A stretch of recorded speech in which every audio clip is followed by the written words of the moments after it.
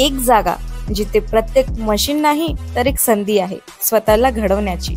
ही जागा म्हणजे Chhajed fitness club, Rahuri factory मधील सर्वात विश्वसनीय आणि हायटेक जिम। महिलांसाठी स्वतंत्र batches and trainers, 100% safe and positive environment, AC सह पूर्ण सुविधा असलेली gym, hi-tech equipments, full body workout साठी योग्य। तर यायचं कुठे आहे?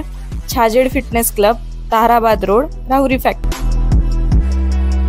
आवाज जनतेचा, लढा सर्वसामान्य जनतेच्या न्याय व हक्कांसाठी। माहेरी गेलेली पत्नी सारखी परत येण्यास नकार देत होती। पतीचा मोबाईल नंबरही तिने ब्लॉक केला। या रागातून तिला घ्यायला निघालेल्या पतीने वाटेतच 4 मुलांना विहिरीत ढकलून देत आत्महत्या केली। राहता तालुक्यातील कोऱ्हाळे शिवारात ही घटना घडली। हे कुटुंब मूळचे श्रीगोंदा तालुक्यातील असून महिलेचा माहेर येवला तालुक्यात आहे। यासंबंधी मिळालेली माहिती अशी: चिखली तालुका श्रीगोंदा येथील अरुण सुनील काळे वय वर्ष 30 याची पत्नी शिल्पा अरुण काळे वादामुळे येवला तालुक्यातील माहेरी गेली। ती परत येत नव्हती, त्यामुळे अरुण काळे आपल्या 4 मुलांसह दुचाकीवरून तिला घ्यायला गेला। राहता तालुक्यातील कोऱ्हाळे येथे आल्यावर त्याने पत्नीशी पुन्हा संपर्क केला, मात्र तिने नंतर पतीचा मोबाईल नंबर ब्लॉक केल्याने संपर्क होत नव्हता आणि याचा राग आल्याने दारूच्या नशेत असल्याने अरुण काळे यांनी आपली मुले शिवानी वय वर्ष 8, प्रेम वय वर्ष 7, वीर 6 आणि कबीर 5 यांना विहिरीत ढकलले। त्यानंतर स्वतः विहिरीत उडी घेत आत्महत्या केली। शनिवारी दुपारी ही घटना उघडकीस आल्याने काळे याची मुले अहिल्यानगर तालुक्यातील एका आश्रमशाळेत शिकत होती। त्यांना केस कापण्याच्या बहाण्याने तो घेऊन आला होता आणि सासूरवाडीला घेऊन निघाला होता। पोलिसांनी 5ही मृतदेह बाहेर काढून पुढील कायदेशीर प्रक्रिया सुरू केली।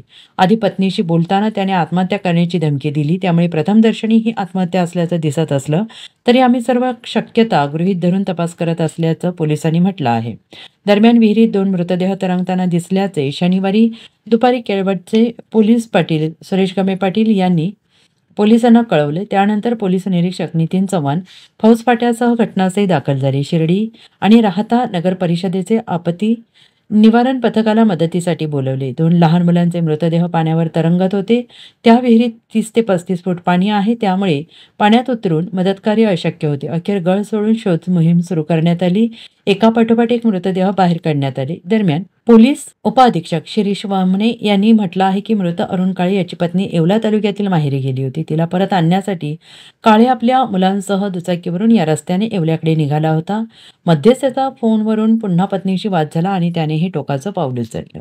नवनवीन घडामोडी आणि सत्य बातमी पाहण्यासाठी आजच आमच्या YouTube चॅनलला सबस्क्राइब करा, शेअर करा आणि लाईक नक्की करा।